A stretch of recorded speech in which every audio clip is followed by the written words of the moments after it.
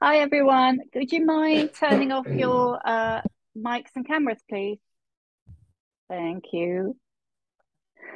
Hello and welcome to the Shift Book Club Live for September. I'm journalist and creator of the Shift, Sam Baker, and I'm delighted to welcome the fabulous Erin Kelly, also known as the new Barbara Vine. Erin is the best-selling author of 9 crime novels, including her debut, the annoyingly brilliant The Poison Tree, which was turned into a hit drama series for ITV. The Richard and Judy pick, He Said, She Said, and most recently, Watch Her Fall, set in the toxic world of professional ballet. Erin's new novel, as you all know because we've been reading it all month, is The Skeleton Key, a literary treasure hunt that combines pin-sharp historical detail, an engrossing puzzle, dysfunctional family drama, haunting family secrets, and a chilling psychological thriller, as it switches between the 60s, 90s, and present day. In my humble opinion, this catapults Erin back to her very twisty best. But if you don't want to take my word for it, listen to the Queen Marian Keyes instead. She described it as imaginative, vivid, totally engrossing, and gave me Barbara Vine vibes. See? Thanks for joining us, Erin. How did it feel when Queen Marian posted that on Twitter? Oh, well, it's always, first of all, you're right. She is the queen, and she is such a joyful champion of other people's books in a way that she really doesn't need to be because she's so far at the top of her game. And I love that she still is enthused about reading books and sharing books and breaking new authors as, sort of someone who's an entry level novelist. But it also means a lot that she endorses my books because I love her. I mean, I love her as a reader.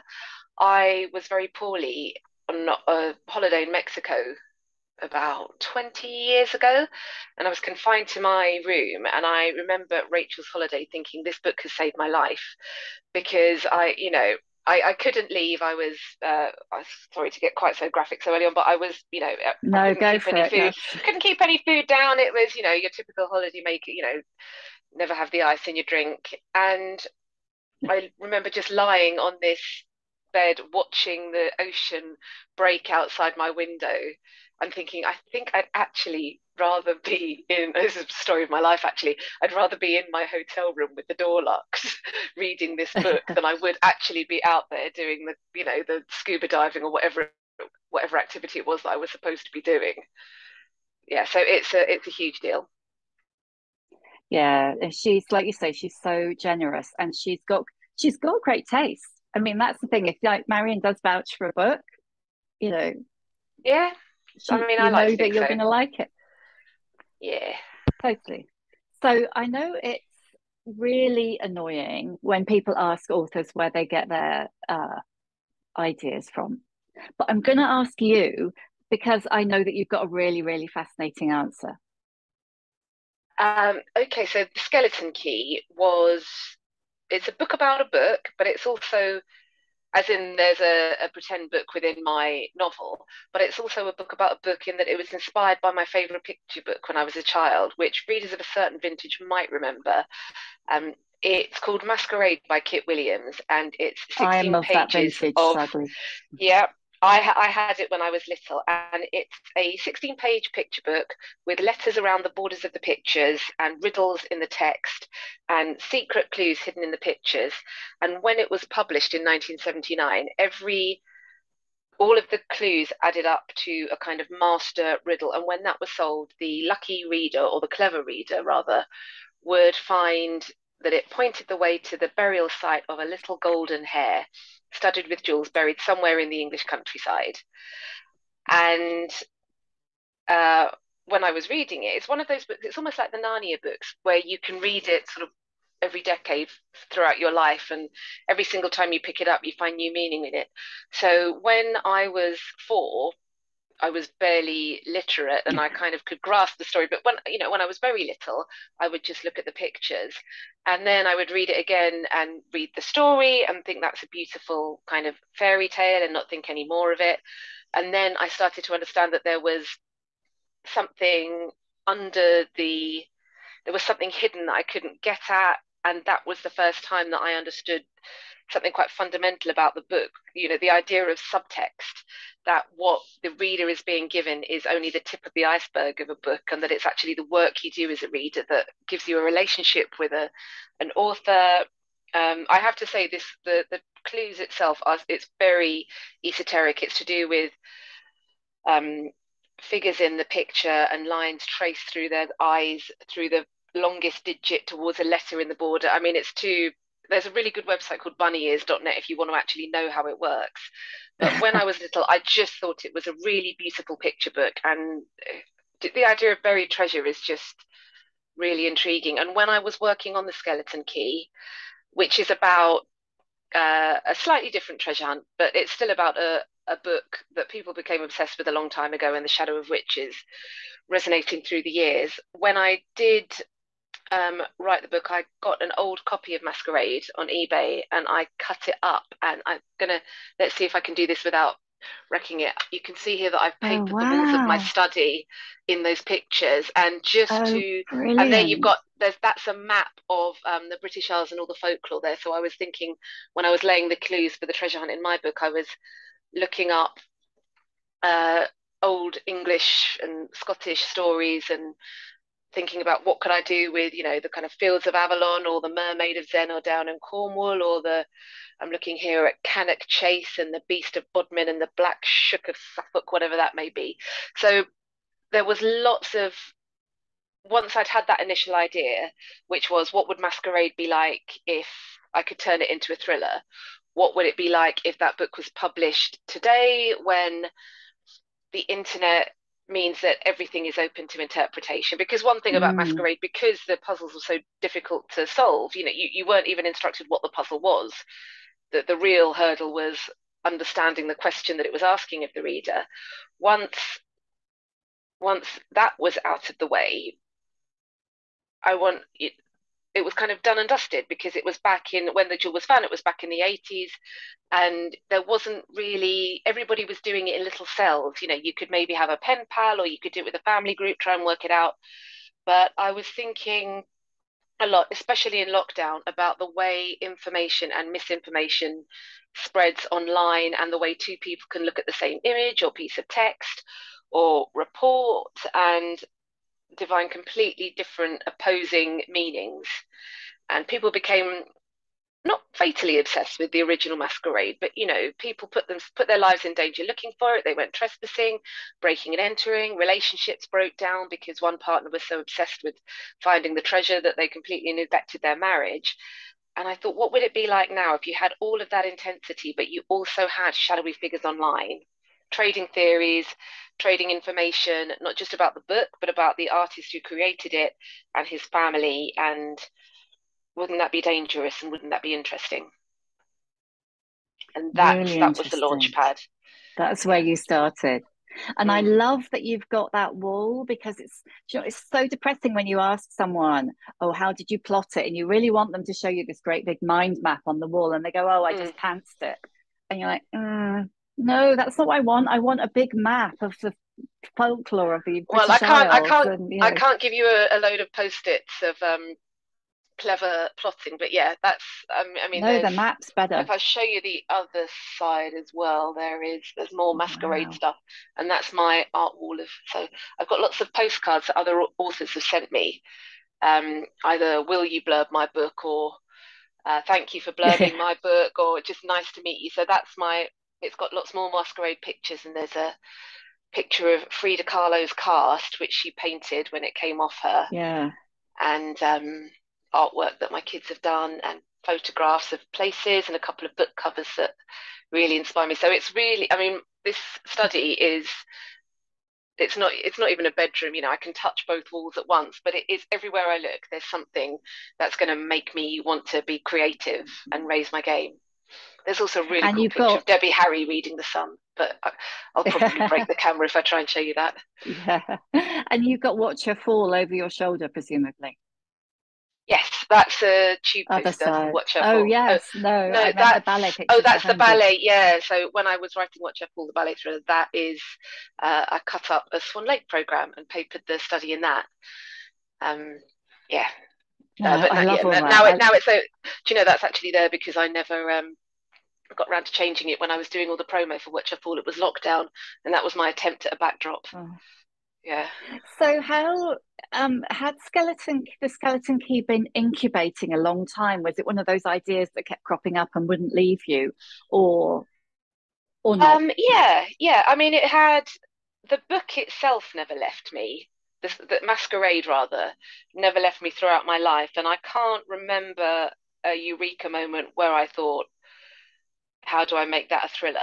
Usually, the way my books gestate is that there will be something that's preoccupied me, and I would think, how could that be a book? Maybe it's a theme, maybe it's a scene, and then I'll get an idea and ping, it happens. With this one, I can't really remember. I think, though, that I had the idea for Masquerade, for The Skeleton Keeper, turning an obsessive treasure hunt like Masquerade into a contemporary thriller in the really darkest days of the first lockdown, when I was on deadline trying to finish Watch Her Fall, um, also trying to teach two primary school children their times tables, also trying to just keep my wits about me. And, like all of us were, just scared and worried and losing money. And I think the idea for the skeleton key sort of popped up as a rescue shoot, because Watch Her Fall was the hardest book I've ever written because of those circumstances, and because I was actually diagnosed with depression in the first lockdown, which I think had been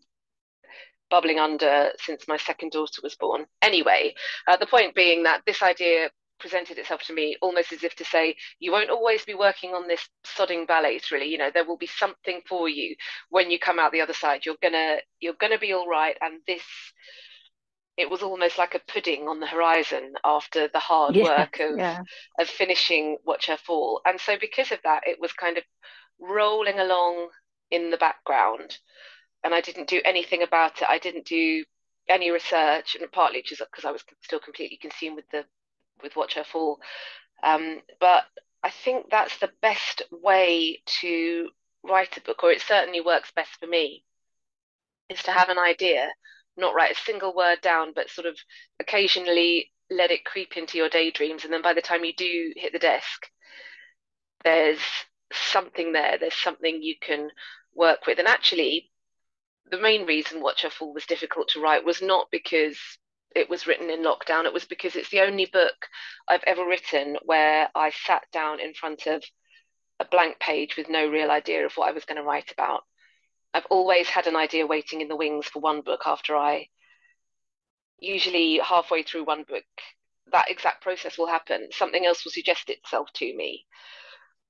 And this time it didn't. After I wrote Stone Mothers, I didn't have another idea. And I had a kind of really vague idea about a security guard for Watch Her Fall, because where I live in a part of North London. Now, I don't live in a posh bit, but there is a very posh bit a couple of miles up the road where they have their own private police force. And I'd always thought that was something interesting, because you'd see them, sort of eating their sandwiches out of their Warburton's bread bags, and they clearly weren't wealthy, and yet the people they were. Anyway, I'm digressing, but yeah, that's why Watch Her Fall was so hard, and that's why the Skeleton Key was so joyful, because not only did I have an idea of how I wanted to write and who I wanted it to be about, I could then go and immerse myself in lots of research. But by the time I sat down to research the Skeleton Key, I knew that I didn't want the book to be told from the viewpoint of a treasure hunter or the artist. I wanted it to be told from the point of view of somebody who was almost peripheral to the action, who was not, who was an unwilling participant in this story. And I knew I wanted to write a book about a woman just from the viewpoint of a woman roughly my age, because I've been writing, the previous book had been written from sort of ballerinas in their 20s, and I just wanted to get back into my kind of age group. So yeah, Nell, the narrator, is in my time of life and facing a lot of the things outside the plot that I can relate to, and I think readers can too. So yeah. Yeah, totally. Let's talk about Nell a bit, because really it's Nell who turns it, if you like, from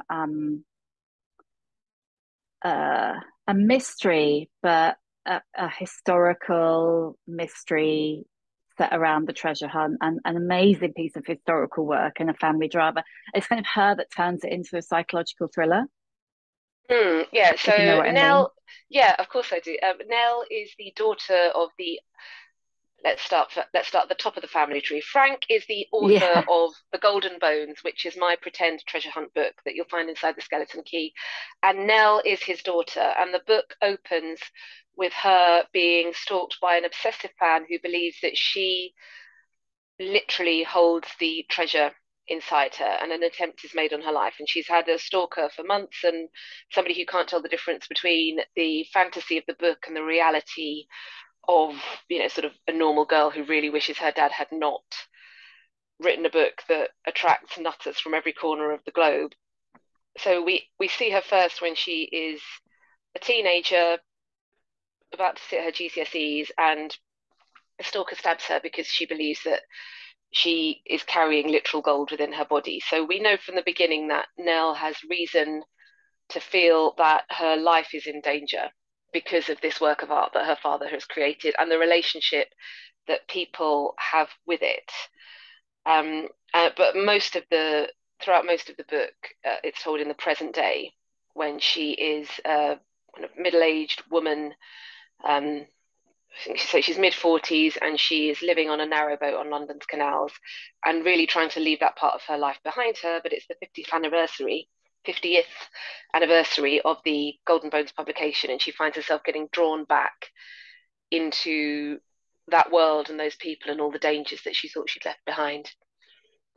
And that prologue where we see her being attacked was not originally the beginning of the book. Most of my books are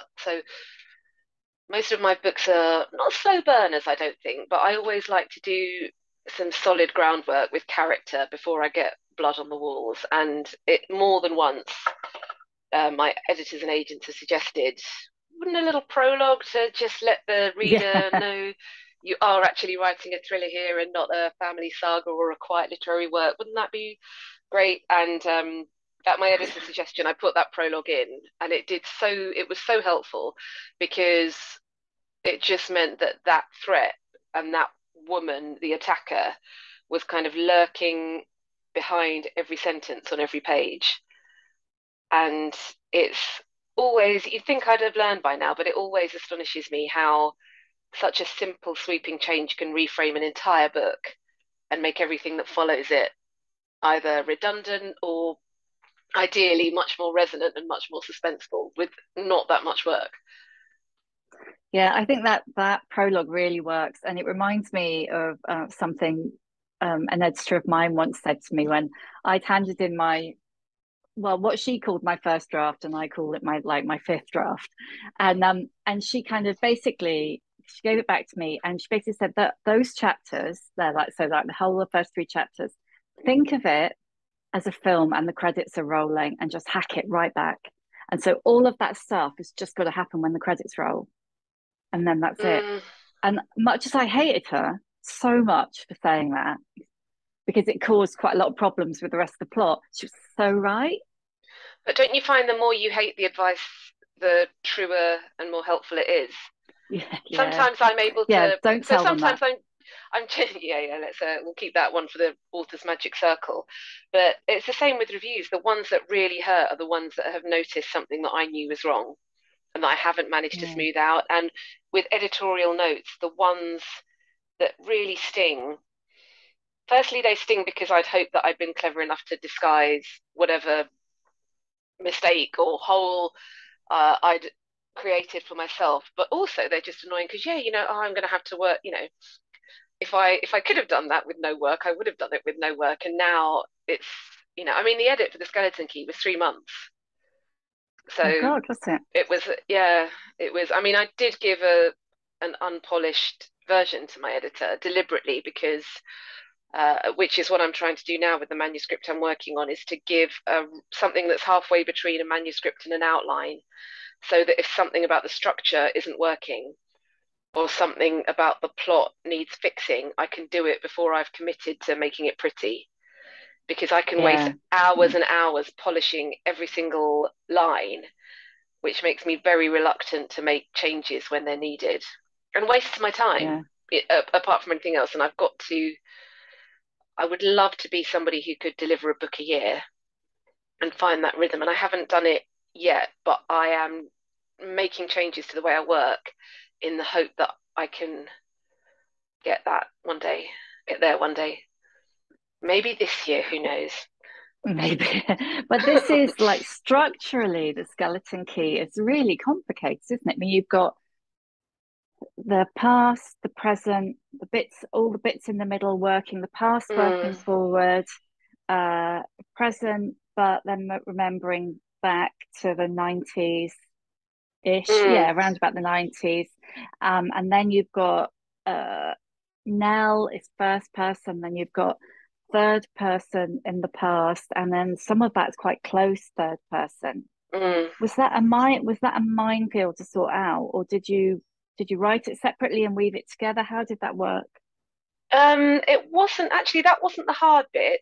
The hard bit is the bit before that. So I'm a big believer in letting content dictate form when I write. So it's very tempting to get bogged into a structure of, like Gone Girl, where it was very pretty. Sorry, that's my Ocado message coming through. Where it's very even. He narrates one chapter, she narrates the next, and so on. And or to have three even parts, each with one narrator, or with one viewpoint. Like Atonement, where there's no muddying. You get part one, part two, part three. But I decided a few books ago. I actually decided when I was writing He Said, She Said that I would make a point of arranging my stories so that they delivered what the reader needed to know at any given time and kept people asking questions. And so when I'm writing those, it actually makes it quite easy to have that as a rule. So are we spoilerizing in this book club or trying not to? I tell you what, I No, can do a semi spoiler in that yeah, there is a Jane hasn't finished it, so don't do the big twist. okay, but there is a scene. Particularly. Right, there is a scene in the middle of the book, so the second act, if you will, of the book, which takes place over. So the first chunk of the book takes place over a couple of weeks, maybe after the treasure hunt's all gone horribly wrong and a bone's been dug up and everybody suspects everybody else. The second part of the book takes place in pretty much a 24-hour period. All the salient scenes happen in a very, very close time frame, which is different to what you've seen before. There's been a bit of flashback before and we haven't been tied. But and I knew I needed to tell the story of a particular night in everybody's life. And I thought, well, I could be here forever doing that. So for every single, and I knew what had happened. So I had a list of, first of all, this happened. And then because of that, this happened. And then, half an hour later, this happened. And so I looked at these events and I'm making it sound like I do this really tidily with a spreadsheet. That wasn't the case at all. It was more of Yeah. a kind of, writing scraps of scenes. But I thought what I'm going to do to make this interesting for the reader is here is the truth that I want to hide. So I'm going to work out for each of these incidents who is the best person to tell it, who doesn't know what I'm I, the author, am hiding from you, who does know but isn't going to tell you, and how am I going to make sure they sound like they're telling you the truth when they're not, who is completely out of the loop but can see things from a slight distance and then observe in a more detached way, who is and Cora, the matriarch of the family, I got her kind of starving and pissed and on speed so that Yeah. nothing she said that night could be relied upon. And that was partly because that was who she was. She was kind of, her husband had put her on slimming pills so that she would look nice for him. And, it was really, really relevant to her character, but also I thought, well, if I have her not really knowing what's going on, then I just, that gets me out of a lot of situations because you can't say, well, excuse me, on page 100,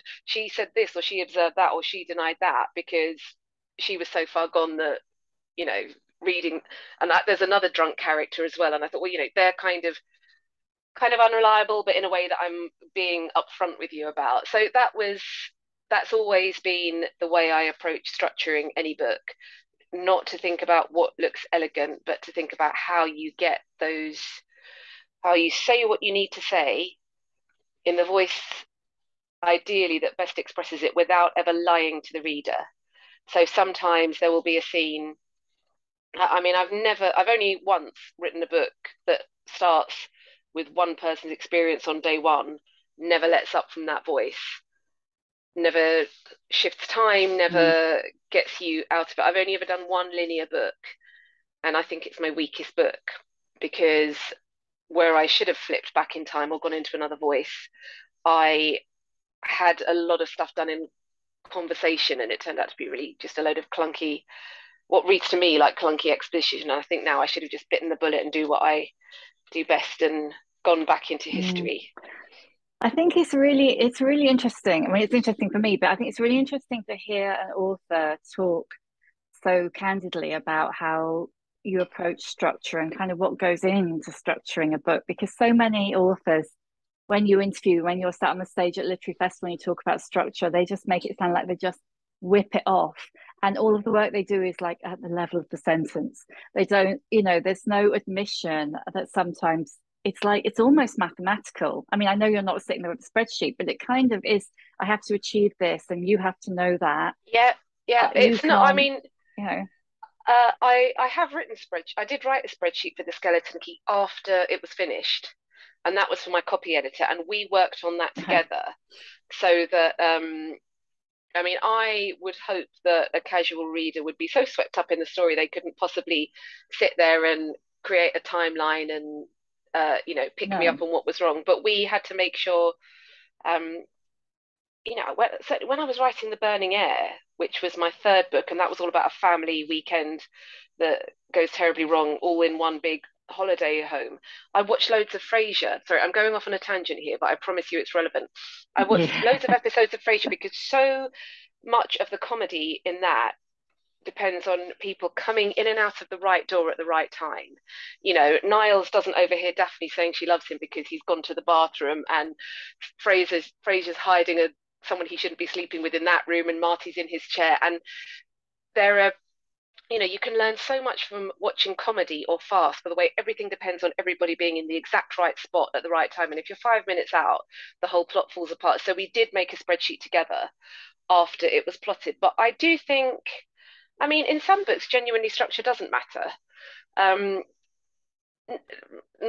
would be surprised if anybody was writing crime fiction without thinking about structure, just because you do need the question at the beginning of the book and a solution. And I know that my books are probably more elaborate than they need to be, but that's because I want them to be as suspenseful as I can make them. But I was listening to a podcast with Meg Mason. Can't remember who was interviewing her, but she was talking about how she wrote Sorrow and Bliss, and she was describing a scene of the two sisters in conversation, and she said, and I didn't know where to put it because of course it could have gone anywhere in the book, and I remember thinking, no, that's not how it works. Things can't go anywhere in a book. Every scene has to go exactly there, because otherwise you're divulging something too soon, or your character doesn't know that about themselves yet, or they're this person still and they haven't. And that was so interesting to me, that not everybody does it this way, and there is another way to do it. And I loved Sorrow and Bliss. I absolutely loved it, but it didn't occur to me for a second, because of the way it made perfect sense to me that structure wasn't at the forefront of her thinking when she wrote. So all the work at the sentence level, that is there, but to me, you can't line edit, you can't write dialogue and insert thought processes in between until you know what everybody knows, and you know what everybody thinks and what everybody fears. And you can't do that, not really. You can noodle about and you can do a bit of scene setting, but the really crucial stuff for me happens afterwards, after I know mostly where things are going. And I chop and change a hell of a lot when I'm writing. I change chapters around all the time. I don't write in a linear order. I will write the scene that's most exciting to me.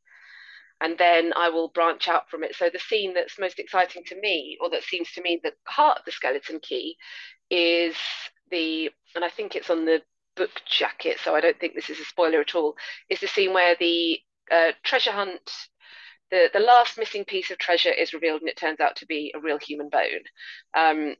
So that's about 90 pages into the book. That was the first scene that I wrote, and I thought, well, okay, so Nell is watching this happen, and it's her dad's book. That was all I had. We were all expecting it to be gold. I didn't know whose bone it was. I didn't know why she was nervous. I just knew she had to be nervous and scared of something because it was a thriller. And because it's one of my thrillers, she was probably nervous about something that's happened in the past. So that was my, and then I thought, well, okay, so I'm going to give her a sibling so that she's got somebody to sound off against, just the way that Sherlock Holmes has Watson, so that he can have a conversation and have those theories. And I also want her to have a mother, because I think I'm really interested in this book about the way women are seen and the way women see themselves, because a lot of it is about the male gaze and women who are painted and women who are so much. Yeah. So she needs a mother, and I'm going to make her neurotic, and they're going to be a load of old hippies, because I was raised by nice old hippies, and I've always, but I have friends who were raised by hippies who use their ethos as a cover for neglect, and I've seen quite a lot of that, and I think that's something. I mean, it's not the first time I've explored that in my books, but it was something that I think was, I could go back and milk that one more time. So yeah, that's totally how it worked for me. Just thinking about what needed to happen and who Nell needed to make this not only a mystery, but also a story, because I quite like to write crime fiction for people who don't think they like crime fiction. So I want to give, people who don't think they like suspense or mysteries stuff to get their teeth into as well. Yeah, it gets called literary crime, but that's creating a division that doesn't maybe quite need to exist in the market. It really doesn't need to exist. And it's also, I think, when people who make that division are, in my experience, often people, unless it's coming from marketing at a publishing house, often by people who don't actually read much crime fiction. Because if they had read, I don't know, Sarah Hillary or Susie Steiner, or I don't know, John Connolly or Stav Charez or Mick Herron, they would know that there is writing and character work and sort of verbal gymnastics going on in crime fiction that absolutely equals and often surpasses anything you'd find on the book a long list. But because we've got dead bodies and police in our books, this could be a podcast in itself. So we'll stop this one now, otherwise you'll never shut me up. We'll need a whole hour for that. Yeah. Let's talk about the family. Let's talk about Frank, and maybe we should just talk about Frank on his own. Frank and Cora, who are Nell and Dom's mum, and the people who live next door, kind of almost like in a commune with them, Lal and Bridget. Where did they come from? Did it kind of start with Frank and it kind of roll out? That this isn't me being coy. This is just brain fog. I honestly can't remember. That's all right. You're in amongst friends with your brain fog. I've wondered since if maybe I wasn't thinking about it at the time. But have you read What I Loved by Siri Husbet, which is about two male artist friends? And I wonder now if maybe that wasn't pushing through from somewhere in the subconscious. I think I wanted to give Frank a sparring partner who wasn't also a woman. It's a lot of this book is about male privilege and boomer privilege, and I just wanted to see Frank with another man, but I wanted another family, because I liked the idea of branching out a bit and not making this one nuclear family the whole purpose of everything. I wanted ripples to go out, and when I was a kid, we were, my parents were besties with the people next door, who were, they grew weed in their back garden as well. And as I have said before, my parents were very responsible and diligent, and nothing like Frank and Cora. But there was a kind of element of, sort of the fences would be kicked down so the kids would play football, and we were in and out of each other's houses, and we would get drunk around a bonfire together, and so maybe that fed into it as well. But I wanted to make it a real saga, and for that it felt like it needed more than just the four, just Frank and Cora the parents, and Just the one Dom and family. Nell the kids. Yeah. Yeah, I Yeah, wanted so another Frank, generation as well. I wanted there to be, I wanted to write about Nell being roughly where I am. So not quite at the Invisible Woman stage, but certainly aware that she's not young anymore. And I wanted to write about Cora, who fixates on her appearance above all else and was a very beautiful young woman. And when that goes, what do you do if that's been your stock in trade forever? And then I wanted Nell also to be contrasted. She's got a teenage niece and a teenage stepdaughter. And maybe, I mean, I have a 13-year-old daughter, and so maybe that was me just kind of writing that into a book. But also, I wanted to, the more vulnerable you can make people, the better. And despite what they look like on the outside, there aren't many people more vulnerable than teenage girls. There's no, no one that's tougher true. either, Although but I was going to say I still find them absolutely terrifying, even though I'm like 35 years older than they are. So how did you approach it? Because the scenes in the 60s and early 70s are so immaculate. How did you go about researching them? I looked around my mum's house, basically. um, uh, well, it's an aesthetic I've always absolutely loved, and I've often been accused of having the musical taste, certainly, of sort of man 25 years my senior, and I do, and that's my dad. So, I grew up very much wrapped in folk music, and in not in anything like the kind of material privilege I should emphasize that Nell has when she's growing up. Um, but yeah, my mum's just got a way of pulling a room together with some beads and a candle, that she's always had, that I like to think I've inherited from her. But also it's, oh, hang on, here goes my battery. It's also one of the most surprising pieces of feedback I got when I was writing my debut, The Poison Tree, which was set in the kind of sort of the tail end of the rave scene in the 90s. I got loads of feedback from women my mum's age who said, oh, that book really reminded me of the 60s. So maybe there is actually something quite timeless about, the CND throw on the wall and the joss sticks. And yeah, I think Yeah, student maybe it's thing. more of a state of mind than it is than it is a point in time. Oh, totally. What was I going to say? I completely lost my thread then because I got carried away in imagining your mum's living room. Did you do a lot of research of the area, or is it just an area where you've always lived? And Oh, I wish. I know not the No, posh bit. I know, no. So but then that I live North in North London London, and but I live in Barnet, which is the very, very edge of London. So I grew up in the East London suburbs, and now I live in the North London suburbs. And when I want to pretend I'm much richer than I really am, I do spend a lot of time in Highgate Wood on Hampstead Heath and those places. Um, so I didn't really need to do much in the way of research. I've been familiar with them my whole life.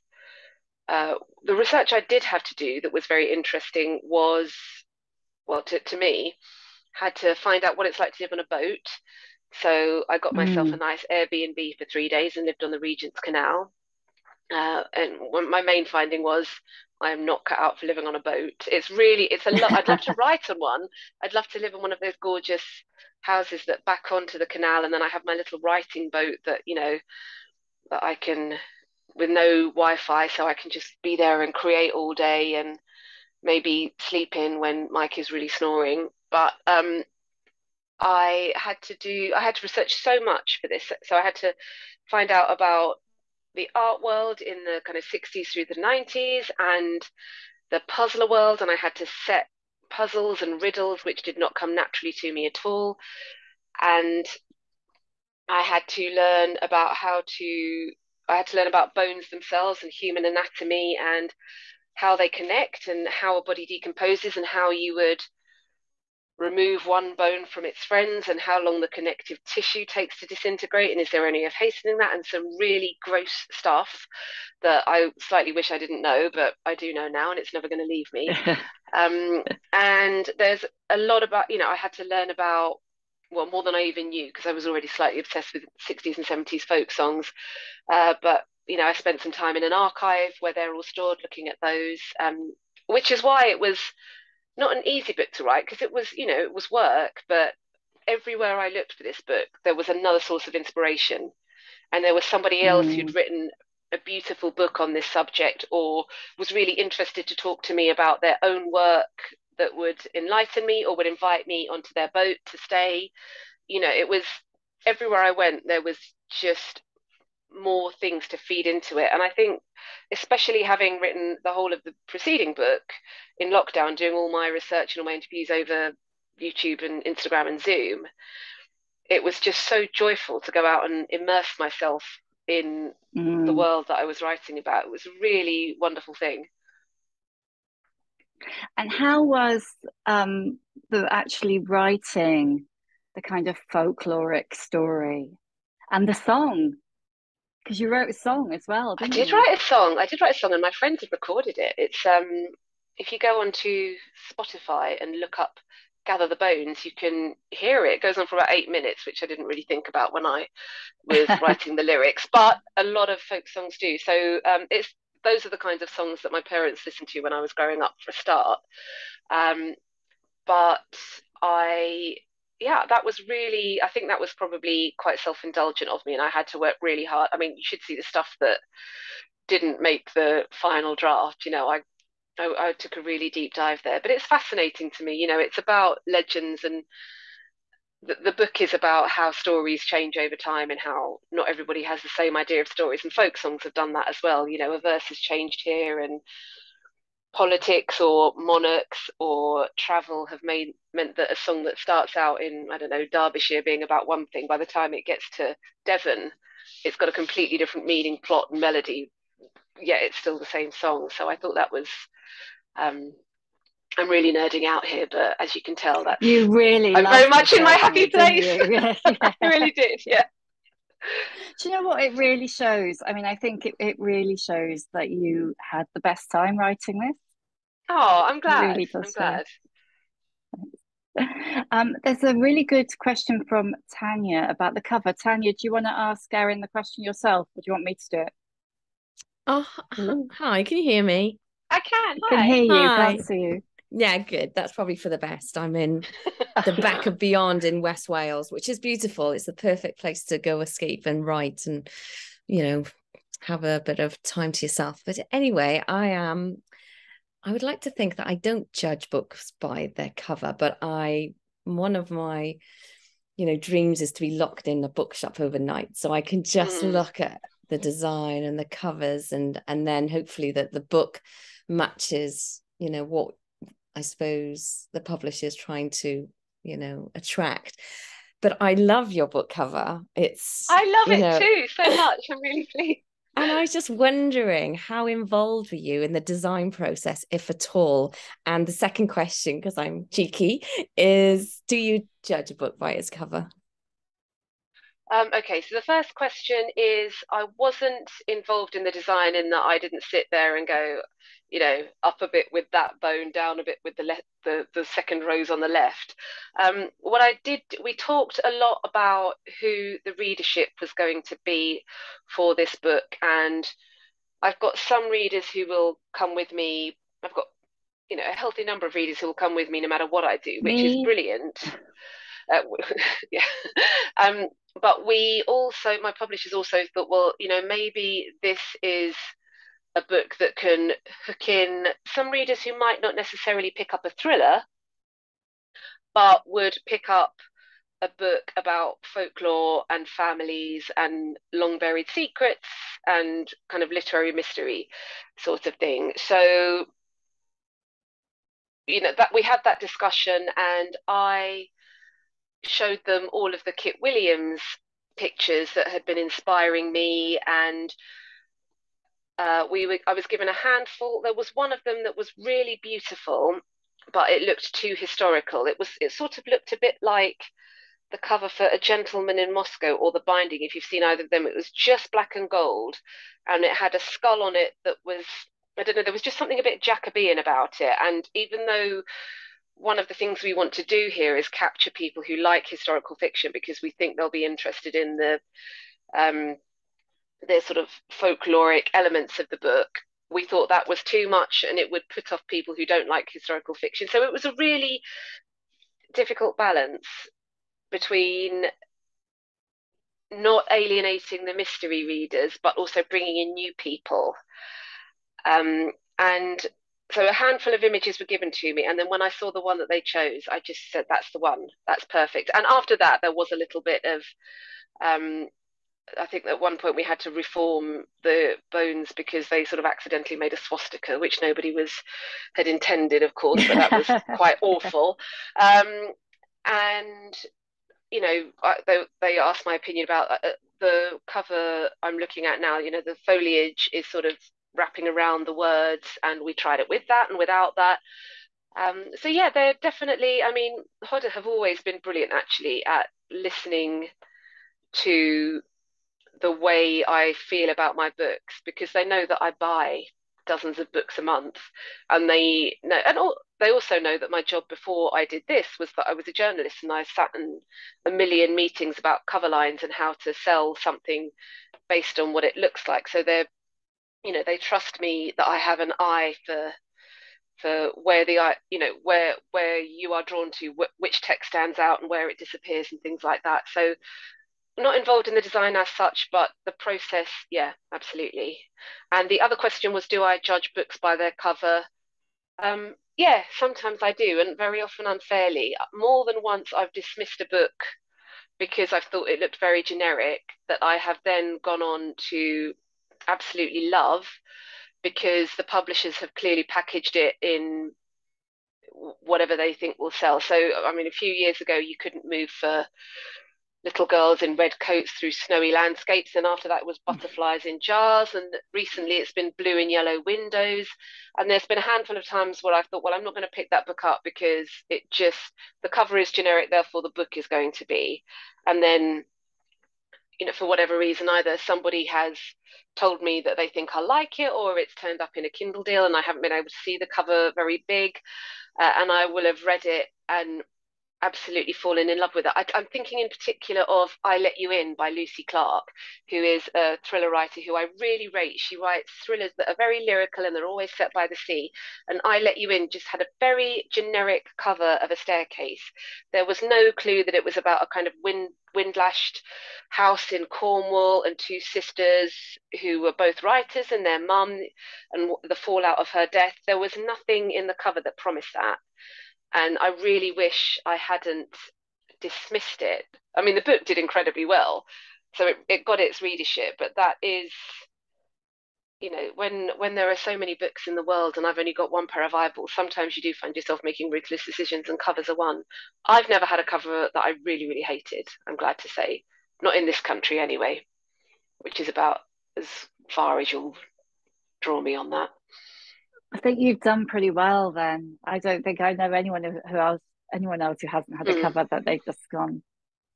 I've got loads. I'm tempted. I'm actually sitting here tempted to get them all down and show you, but I won't do that. It wouldn't be fair on my publishers. But I think it sounds like they give you quite a lot of say. Hodder. Yeah, I think so. I mean, I'm allowed to say what I don't like. I mean, there will always, but I also have just been really lucky in that they've never presented me with anything I really bloody hate. Yeah. So. Yeah, there's that awful moment when you're they produce it and they're really excited and you're just like, have I got to just hold my face here like But that there's also, for the whole reading. Yeah. So there is one, I did have one foreign deal where they showed me the cover and I cried. And I said to them, this is not a book I would ever pick up. This was my debut. You know, this needs to appeal to readers of The Secret History, and you have made it look like a Jack Reacher. I've got a lot of respect for Lee Child, but that was very far from what I had written. And they said the market research bears this out. This is what it's going to be, and it didn't work. And I still think that I still do blame the cover in part for the failure of that book to really ignite in that particular territory. No, I mean, this is another thing we could go on about all night, but I think when I see why publishers do that, but I think if you're a reader who is attracted by that cover, then you're only going to be disappointed by the book because it's not going to be the book that the cover is selling you.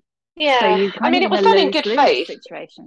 It was done in good faith, but it really did break my heart that I just thought I wrote the book that I want to read. I wrote the book that I would buy, and I would walk past that on the shelf, which was a shame, but everyone's got their stories. So you're working on the next book now. Can you tell us anything about that? I can tell you a little bit about it. It is about a woman who runs a secondhand clothing shop, a young woman working in London, and she tends to, one day she takes a delivery of a bunch of dead women's dresses, and she finds things in the pockets and in handbags which open up a cold case, and in investigating it, she puts herself in danger. And it's about, well, it sounds really frivolous to say it's about fashion, but it's about what clothes mean for our identity. And yeah, I'm having such a nice time writing it. And there's certainly nothing like the volume of research I had to do for this one. I need to read books about vintage fashion and go to vintage fashion markets and fairs, which are basically things I would be doing anyway. So I did this. My only conscious thing was I will give myself a little bit of a break from the really hardcore research, but yeah, I'm happy with it. I've been thinking lots about dresses in fiction, you know, the second Mrs. De Winter when she comes down dressed as Rebecca, or Miss Havisham in her wedding dress, and having really good fun with all those things. Oh, sounds really good. I'm in. Right, I'm going to throw the shift questions at you now. Oh, the shift questions, yes. And I know you listen, so I know you know them already. I do. So what's your emotional age? I think it's probably 46, which is where I am. I feel very 46. I feel quite cynical and tired, but also still very much in the middle of things and very alive to things. I think I've always felt my age. Yeah, I think I feel 46. Cool. Give us a book recommendation.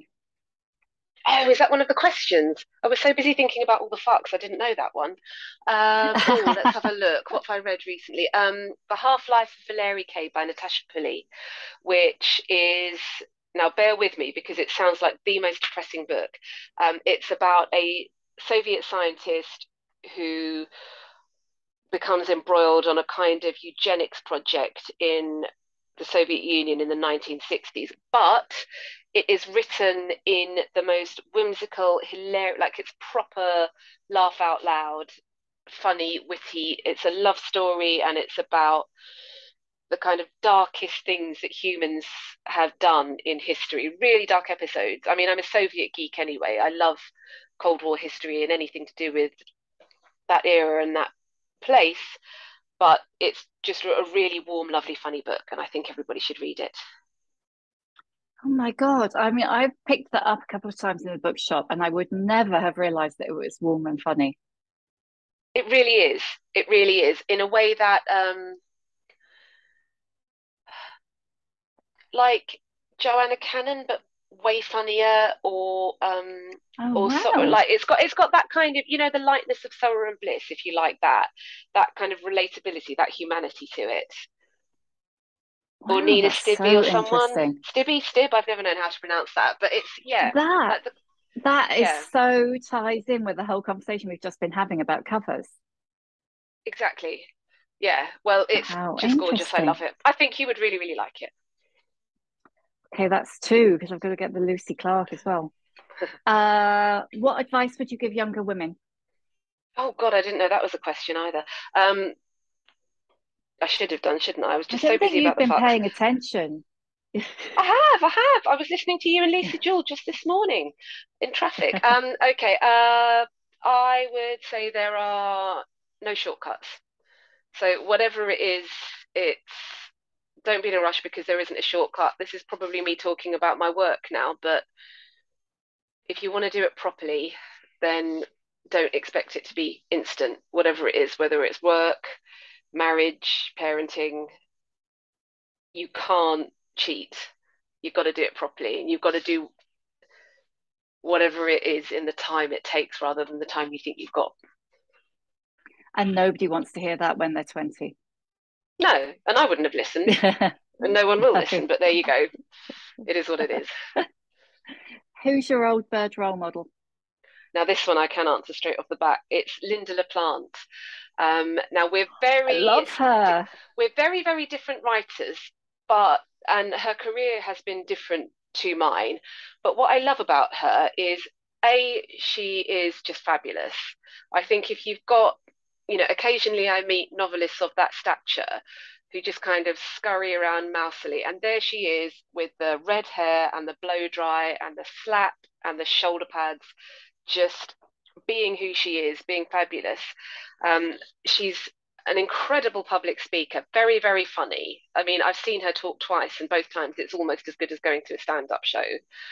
And she's got all these stories about, what I love though is that she takes the work seriously, but she doesn't take the the writer's lifestyle seriously. She doesn't or herself seriously or the industry. Life is there to be lived and had fun with, but when it comes to the books, that's where you'll find her. That's where she's not pissing about. And I really love that. I also love it because when she separated from, I think she's had more than one husband, but when she separated from a particularly obnoxious one, her parting shot was they'd bought some really priceless art together.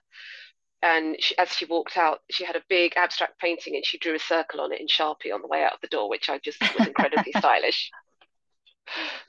Oh, that's so much better than sewing prawns in the curtains. What's your superpower? Untangling headphones. And you can take that on a literal level, or you can take it as the metaphor it so clumsily is. But yeah, apparently I'm really, really good at undoing knots and laces and untangling wires. Good to know. How are you with chains? Like gold chains when you get those There's a annoying knots hack in on them. if you go on YouTube. There's a YouTube video with a jeweler doing it, and I can't explain it, but if you've seen that, he teaches you how to do it, and it's really good. Oh, Also, necklace just all separators. this stuff I wanted to write down. Necklace. Oh yes, yeah. Yeah. If you're organized. And since you've given so much thought, how many fucks do you give? Loads still, but a completely different set. So I do still care about being liked. I do still want to, I don't like being disliked. I don't like bad reviews. I really worry about everything all the time. I'm still super neurotic, but I no longer care. I no longer give a fuck what people think about what I look like. I genuinely don't. I remember going to a very sweltering Glastonbury when I was 17 and wearing tights under my combat trousers in case anybody saw how pale my legs were. And the thought of that now, I'd happily get my ass out in Selfridges and not give them monkeys. So, I've let a lot of stuff go, but I still really care and, about the people I teach. So yeah, I still do give loads of middle-aged fucks. Yeah. That's brilliant. Thank you so much for being absolutely brilliant, Erin. Oh, Before we wrap you're up, welcome. That was a lovely chat. Yeah. no, you are completely great. Before we wrap up, everyone here is a sneak peek of October's book club pick. Best Friend by Camilla Shamsi. She's the Women's Prize winning author of Home Fires, and it's the story of lifelong friendship of two young Pakistani girls that stretches from 80s Karachi to present day London. And I'm reliably informed that if you like Elena Ferrante, you will like this. So if you're a member of the book club, look out for that email because it's coming shortly. Thank you so much, Erin. Thank you, everybody, for coming. Oh, thanks for having me. Have a lovely evening. Bye now. Right. Bye. Good night. Bye-bye.